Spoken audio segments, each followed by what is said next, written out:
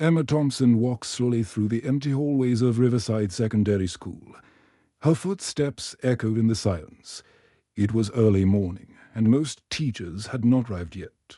She carried a heavy bag filled with books and papers, but the real weight she carried was in her heart. For 8 long years, Emma had taught English at this school.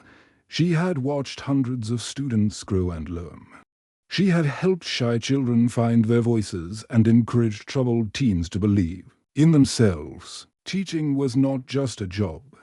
It was her calling, her passion, her life. But now everything felt different. Everything felt wrong. Emma pushed open the door to her classroom and turned on the lights. The familiar smell of books and chalk filled the air. Her desk was covered with essays she needed to grade. The walls were decorated with student artwork and inspirational quotes. One poster read, "Every student matters," in bright red letters. Looking at those words, Emma felt a sharp pain in her chest. Did every student really matter? Did she really matter lately? She wondered if she was making any difference at all at home.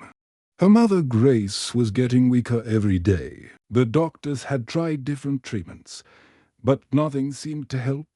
Grace needed more care now, and Emma was the only family she had left some mornings.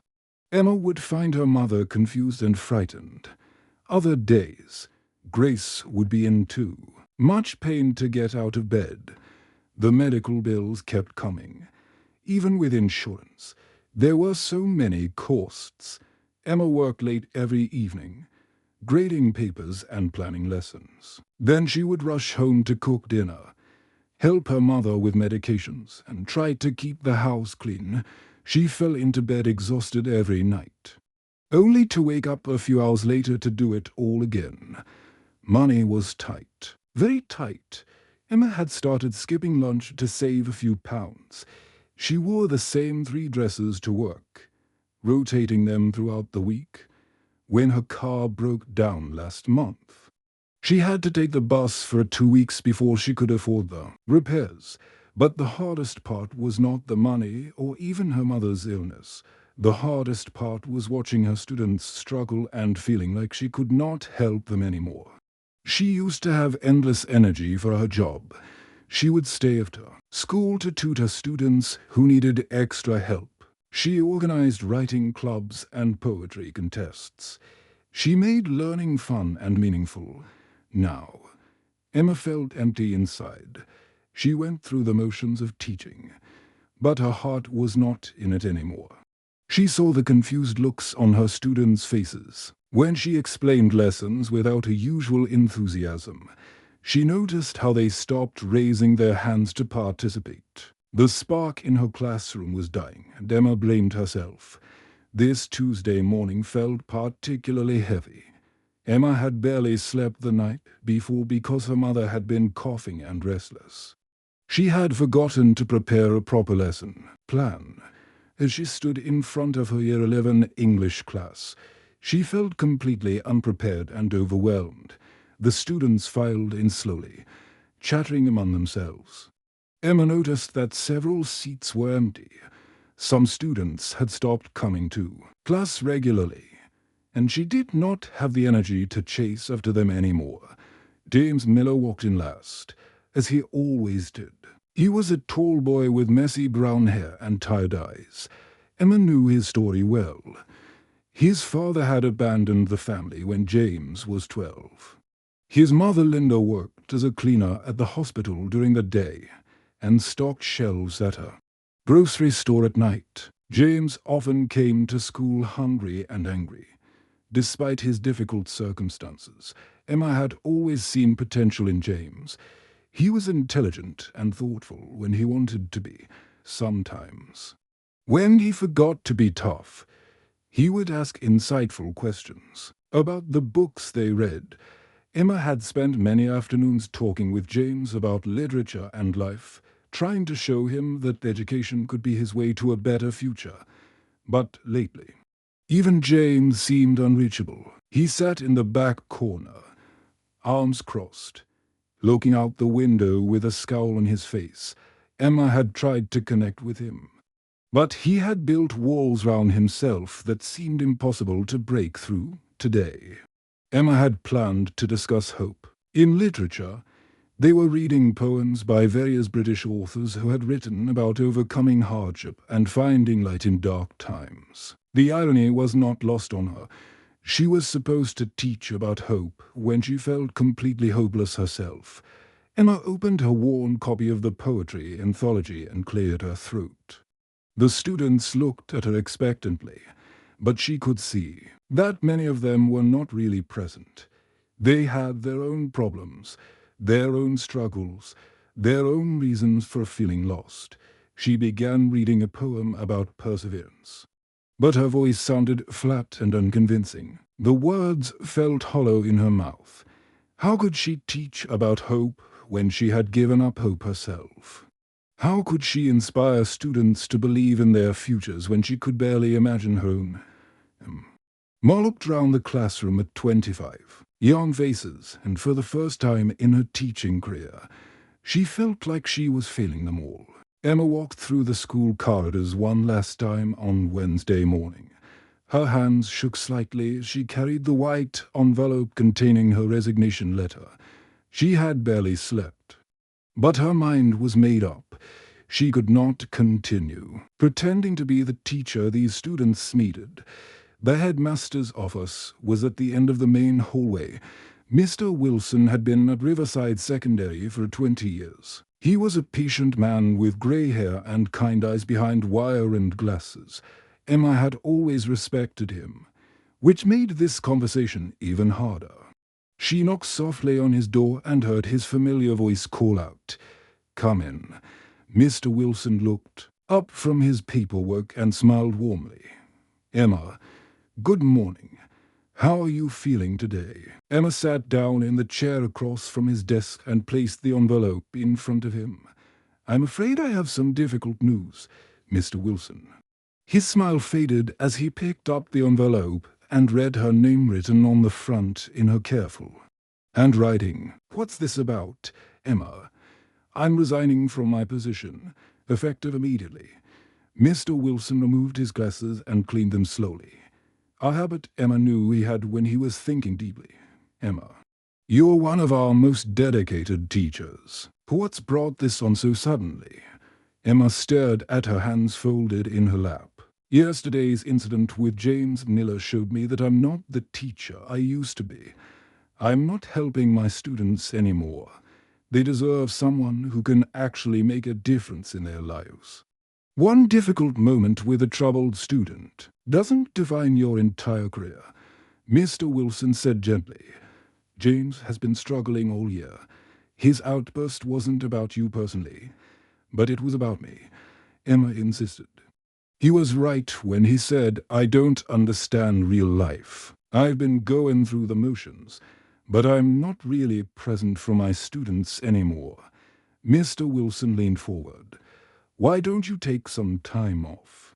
A few days to rest and think this through properly. Your mother's illness has put tremendous stress on you." Emma shook her head for me. "No, my mind is made up. I'm sorry. Mr. Wilson, I know this puts you in a difficult position." After signing the necessary paperwork, Emma returned to her classroom to collect her personal belongings. The hallways were empty because the students were in morning assembly. She was grateful for this small mercy. She did not want to face any of her students right now. Her classroom looked exactly as she had left it the day before. Student essays still covered her desk waiting to be graded. The whiteboard had notes about their current poetry unit. Everything looked normal, but nothing felt normal anymore. Emma began taking down the motivational posters she had put up over the years. Every student matters came down first, followed by believe in yourself and your dreams are valid. As she rolled up each poster, she felt like she was dismantling not just her classroom, but her entire identity as a teacher. Margaret Foster appeared in the doorway. Margaret taught mathematics in the classroom next door and had been Emma's closest. Friend at school for several years. She was a cheerful woman in her 40s with curly red hair and a warm laugh. Emma, dear, what on earth are you doing? Margaret asked, looking confused and concerned. I'm packing up my things, Margaret. I've resigned. Margaret stepped into the classroom and closed the door behind her, resigned. But why? What happened? Emma continued packing books into cardboard boxes. It's time for someone else to take over. Someone who can actually reach these students. That's nonsense, Emma. The children adore you. You should see how their faces light up when they talk about your classes, especially the difficult ones like James Miller. James made it very clear yesterday that I'm not helping him at all. Margaret sat down on one of the student desks. One angry outburst from a 16-year-old boy doesn't erase 8 years of excellent teaching. You know James has problems at home. You know he lashes out when he's frustrated. But Emma was not ready to listen to reason. She finished packing her personal items and loaded the boxes into her car as she drove away from Riverside Secondary. She tried not to look in her rearview mirror at home. Emma threw herself into caring. For her mother, Grace was having a particularly difficult week.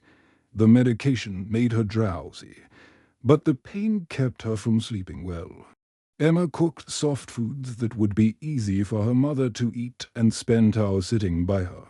Bedside, Emma's phone rang constantly throughout the day. Margaret called several times, but Emma let it go to voicemail. Other colleagues sent text messages asking if she was ill and when she would return. She deleted them all without responding. By Thursday afternoon, several students had somehow gotten her phone number and were sending worried messages. Miss Thompson, where are you? And are you coming back tomorrow? And we miss you in English class. Emma turned off her phone completely. At school, chaos was beginning to unfold in Emma's absence. Mr. Peterson, a retired teacher who often filled in as a substitute, was struggling to control her classes. He was a nice man, but he did not know the students all understand their individual needs the way Emma had. 2 weeks had passed since Emma left Riverside Secondary School. She had settled into a quiet routine at home, caring for her mother and trying not to think about her former students every morning. She would make breakfast and help her mother with her medication. Then she would spend the day cleaning, reading, or sitting in the garden when the weather was nice. Emma told herself she was content with this new life, but deep down, she felt restless and empty. She missed the energy of the classroom and the satisfaction of helping young people discover new ideas. Most of all, she missed feeling useful and needed. On Friday evening, Emma was washing dishes when her phone rang. She saw Margaret's name on the screen and hesitated before answering. For 2 weeks, she had been avoiding calls from her former colleagues, but something made her pick up this time. "Hello, Margaret," Emma said quietly. "Emma, thank goodness you answered. We need to talk. Something important has happened at school." Emma dried her hands on a kitchen towel and sat down at the table. "I told you before. Margaret, I don't want to hear about school anymore. That part of my life is over. Just listen to me for 5 minutes, please." Margaret's voice was urgent and serious. "It's about James Miller." Despite her resolve to move on, Emma felt her heart skip a beat. "What about James?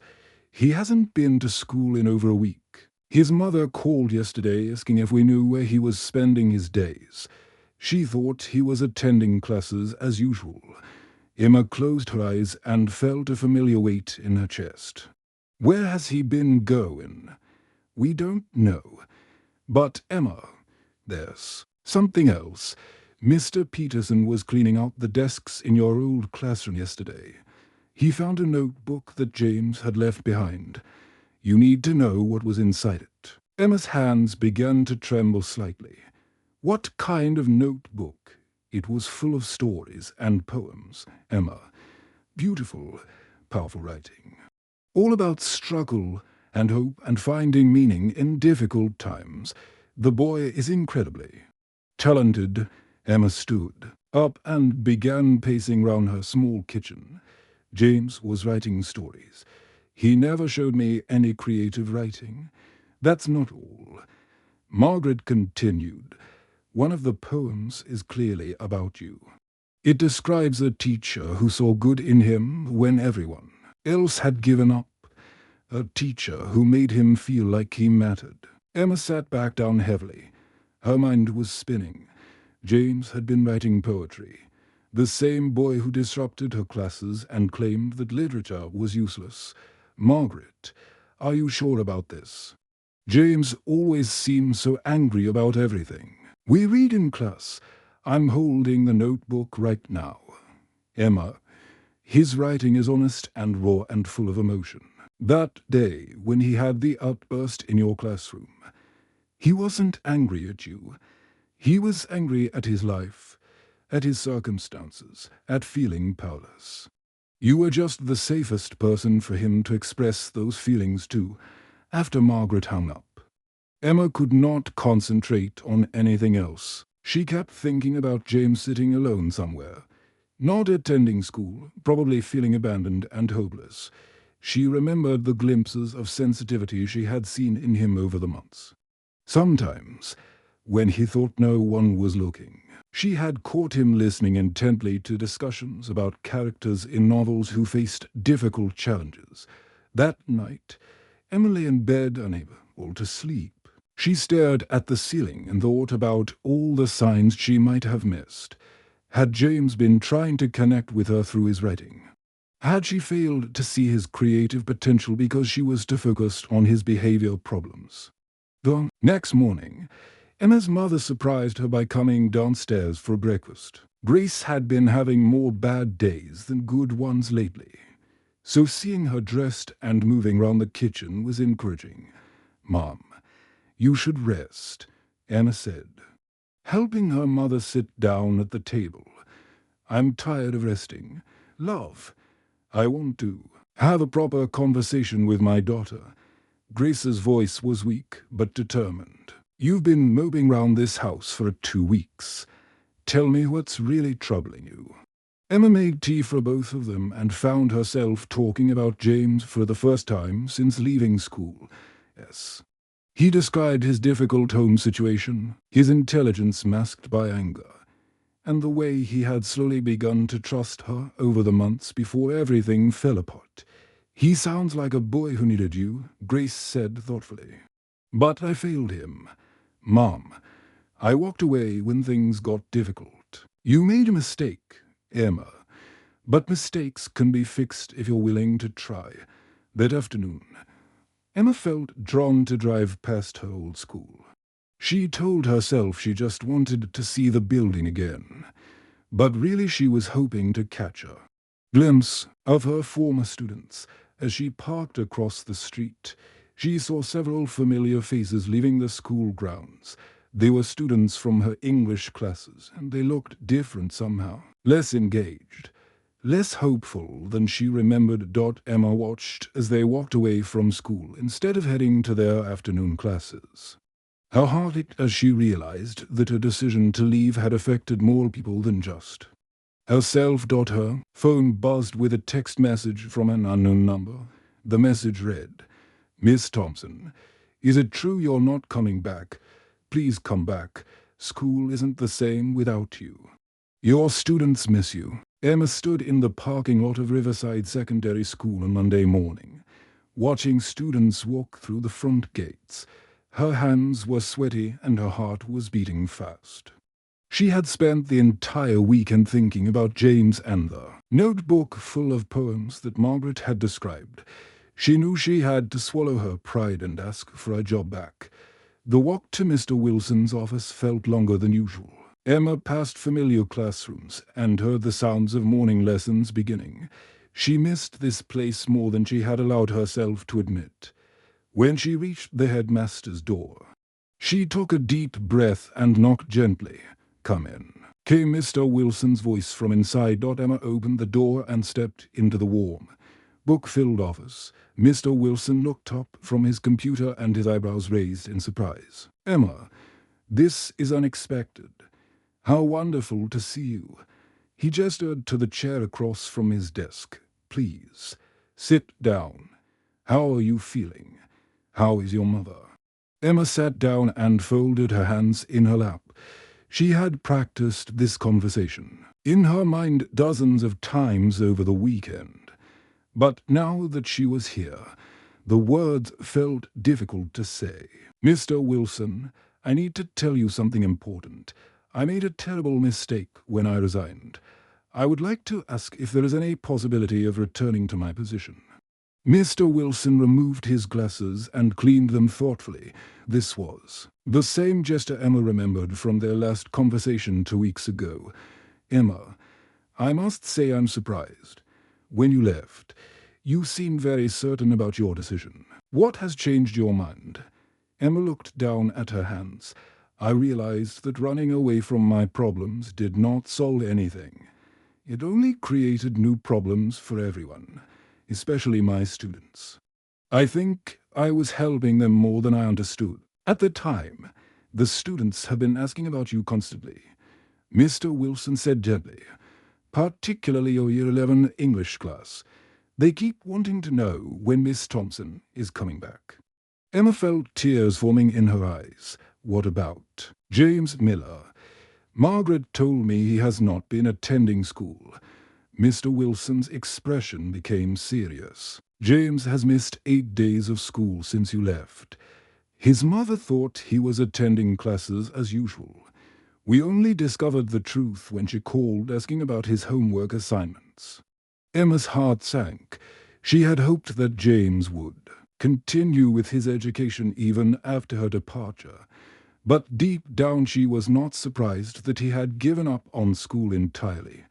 "That is exactly why I need to come back," Emma said firmly.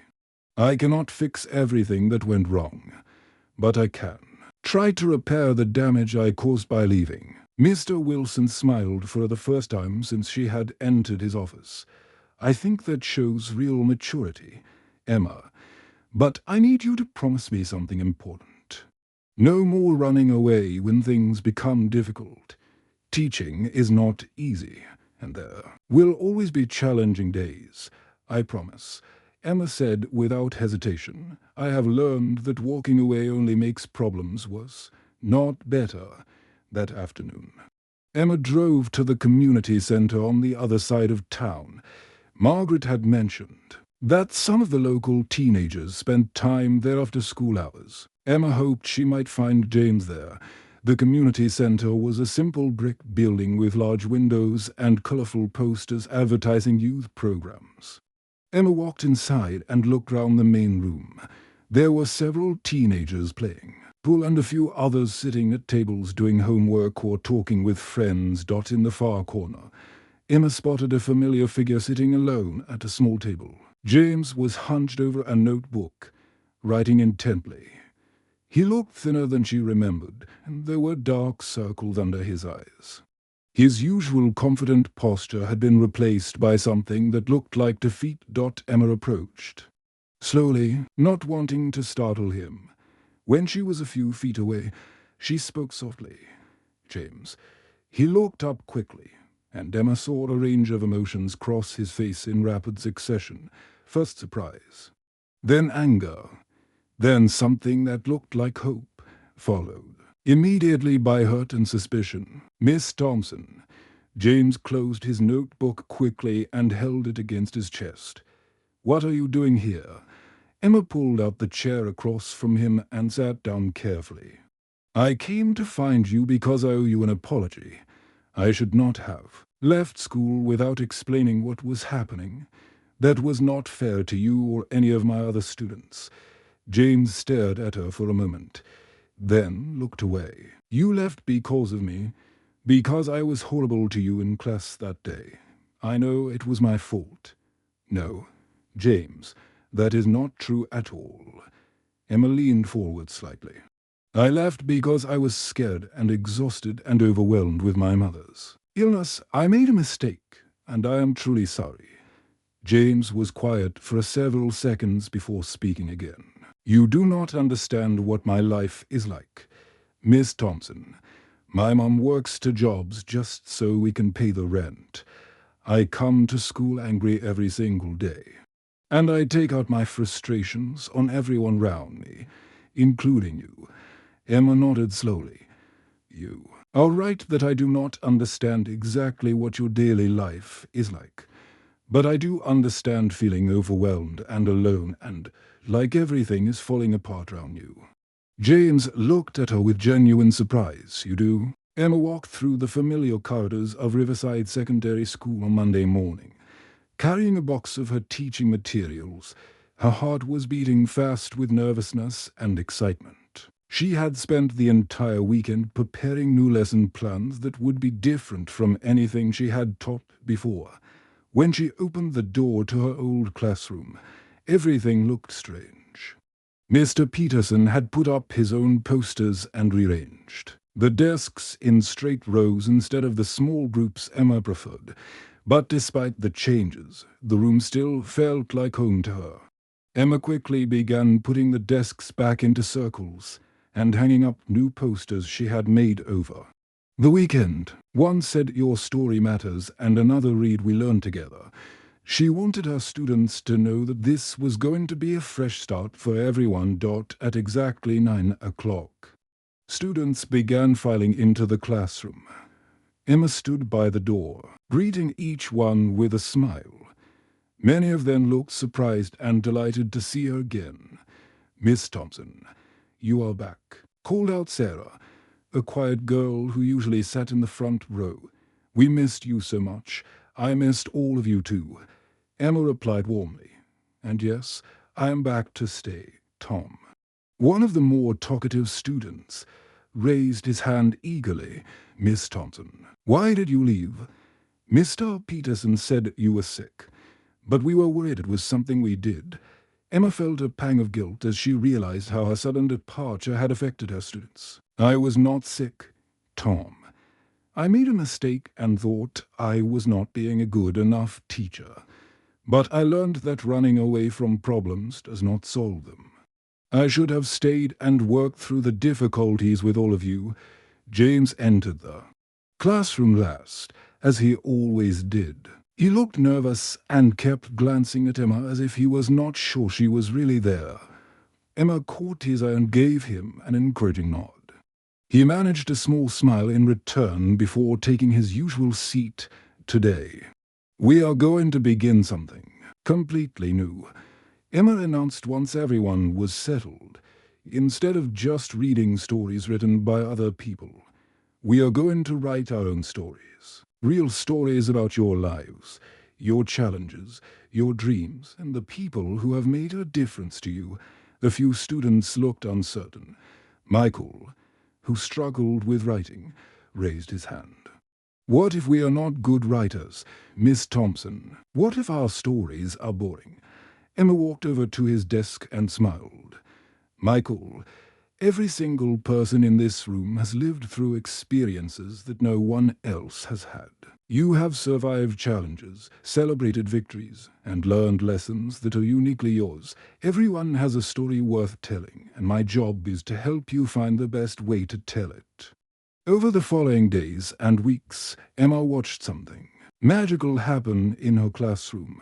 Students who had never volunteered to speak began sharing their writing with the class. Quiet students found their voices, and students who had seemed uninterested in learning became excited about their projects. James surprised everyone the most: the angry, disruptive boy who had caused Emma to question her abilities as a teacher became a natural leader. In the classroom, he encouraged shy students to share their work and offered helpful suggestions to classmates who were struggling with their writing. One Wednesday afternoon, James volunteered to read a story he had written about forgiveness. The classroom became completely silent as he read about a boy who had to learn to forgive his father for leaving, his mother for working so much, and most importantly, himself for being angry all the time. When James finished reading, there was not a dry eye in the classroom. Emma felt tears rolling down her own cheeks as she realized the depth of pain and wisdom this young man carried inside him. James, that was absolutely incredible. Emma said when she could finally speak, "Your writing is powerful and honest and beautiful. Have you ever thought about entering writing competitions?" James looked up with surprise. "Do you really think I am good enough for something like that?" "I do not just think it, James. I know it. You have something important to say, and the world needs to hear your voice." Emma also realized that James was not the only student dealing with difficult circumstances at home. She started a weekly support group during lunch break for students who wanted to talk about their challenges. She learned that many of the students she had considered difficult were actually just young people trying to cope with adult problems. Sarah was helping to care for her younger siblings while her single mother worked 2 jobs. Michael was struggling with learning difficulties that made him feel stupid in other classes. Tom used humor to hide his anxiety about his parents' marriage problems. Emma began to understand that good teaching was not about having perfect lessons or never making mistakes. It was about showing up consistently, listening to her students, and creating a safe space where they could learn and grow. At home, Emma's relationship with her mother also grew stronger. Grace was proud of her daughter for facing her fears and returning to the job she loved. "You have taught me something important, Mom," Emma said one evening as they sat together having tea. "What is that, love? That's sometimes the most important thing we can do is simply show up, especially when it feels difficult." The end.